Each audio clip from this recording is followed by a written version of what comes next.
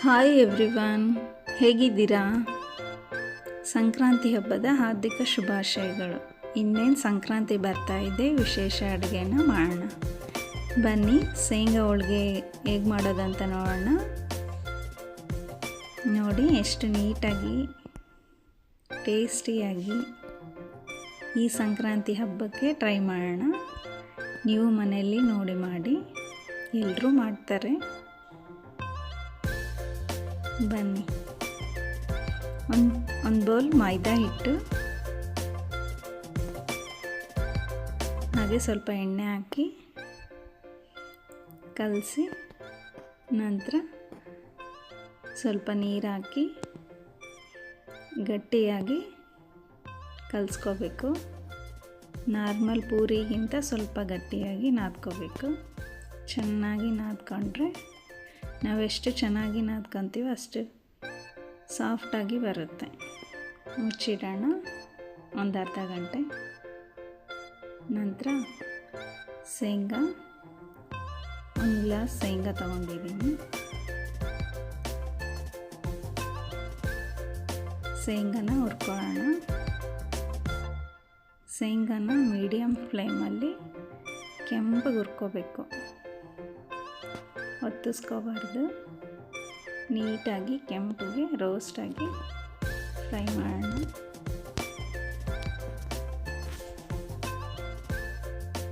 ಆದಮೇಲೆ ತಕ್ಕೊಂಡು ಆರಕ್ಕೆ ಬಿಡೋಣ. ತಣ್ಣಗಾದಮೇಲೆ ಶೇಂಗಾ ಸಿಪ್ಪೆಗಳನ್ನ ತೆಗೆಯೋಣ. ನೀಟಾಗಿ ಸಿಪ್ಪೆಗಳನ್ನ ತೆಗೆದ್ಮೇಲೆ ಒಂದು ಅರ್ಧ ಗ್ಲಾಸಷ್ಟು, ಅದೇ ಗ್ಲಾಸಲ್ಲಿ ಅರ್ಧ ಗ್ಲಾಸಷ್ಟು ಬೆಲ್ಲ ತಗೊಳ್ಳೋಣ. ಈಗ ಜಾರಿಗೆ ಹಾಕೋಣ. ಜಾರಿಗೆ ಹಾಕಿ ಪೌಡರ್ ಮಾಡ್ಕೊಳ್ಳೋಣ.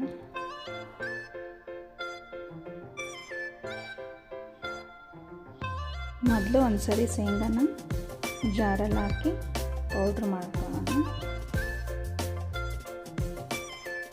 ಸ್ವಲ್ಪ ಪೌಡ್ರ್ ಆದ ನಂತರ ನೋಡಿ ಈ ರೀತಿ ಆಗಿರಬೇಕು. ಇದಕ್ಕೆ ಬೆಲ್ಲ ಸೇರಿಸ್ಕೊಳ್ಳೋಣ.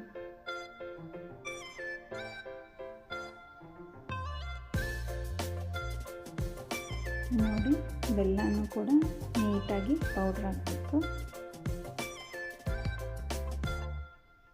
ಆಮೇಲೆ ಒಂದು ಬೌಲಿಗೆ ಹಾಕ್ಕೊಂಡು ಇನ್ನು ಉಳಿದಿರೋ ಶೇಂಗಾನ ಕೂಡ ಹಾಕ್ಕೊಳ್ಳೋಣ. ನೋಡಿ, 2 ಏಲಕ್ಕಿ ಹಾಕ್ತಿದ್ದೀನಿ.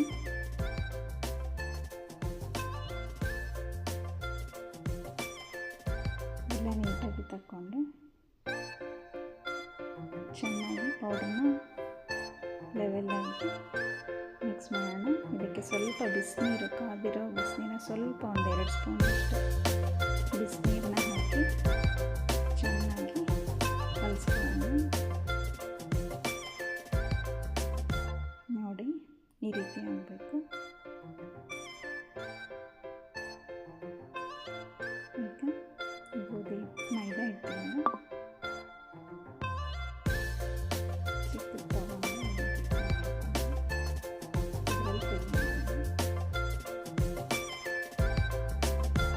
ನೋಡ್ರಿ ಎಷ್ಟು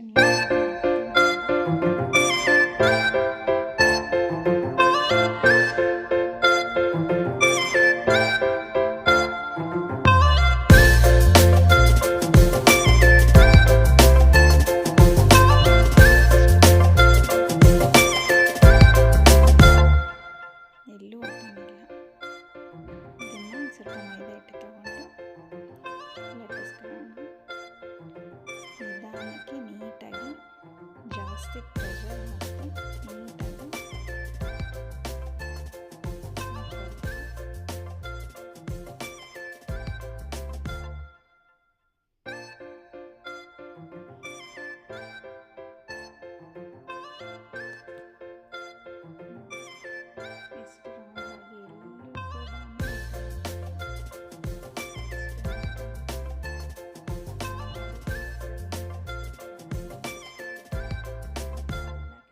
ಚೆನ್ನಾಗಿರುತ್ತೆ.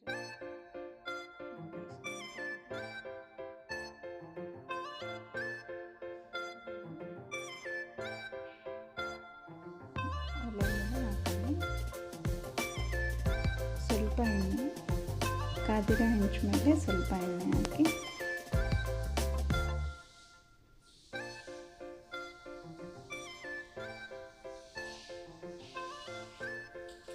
ನೀಟಾಗಿ ಎರಡು ಕಡೆನೂ ಬೇಯಿಸ್ಕೊಳ್ಳೋಣ. ಈ ಥರ ವೆರೈಟಿ ಹೋಳಿಗೆಗಳನ್ನ ಮಾಡಿದ್ರೆ ಮಕ್ಕಳಿಗೆ ಇಷ್ಟ ಆಗುತ್ತೆ. ಒಂದ್ಸರಿ ಟ್ರೈ ಮಾಡಿ ನೋಡಿ, ತುಂಬ ಚೆನ್ನಾಗಿರುತ್ತೆ ಶೇಂಗಾ ಹೋಳಿಗೆ. ಇದು ಬಿಸಿ ಇದ್ದಾಗೆಲ್ಲ ಸ್ವಲ್ಪ ತಣ್ಣಗಾದ್ಮೇಲೆ ತಿನ್ನಬೇಕು. ಬಿಸಿ ಇದ್ದರೆ ಅಷ್ಟು ಟೇಸ್ಟ್ ಇರಲ್ಲ, ತಣ್ಣಗಾದ್ಮೇಲೆ ತಿಂತಾಯಿದ್ರೆ ರುಚಿ ಇರುತ್ತೆ.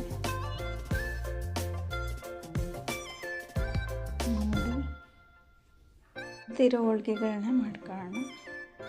ನೋಡ್ರಿ ಎಷ್ಟು ನೀಟಾಗಿ ಬಂದಿದೆ.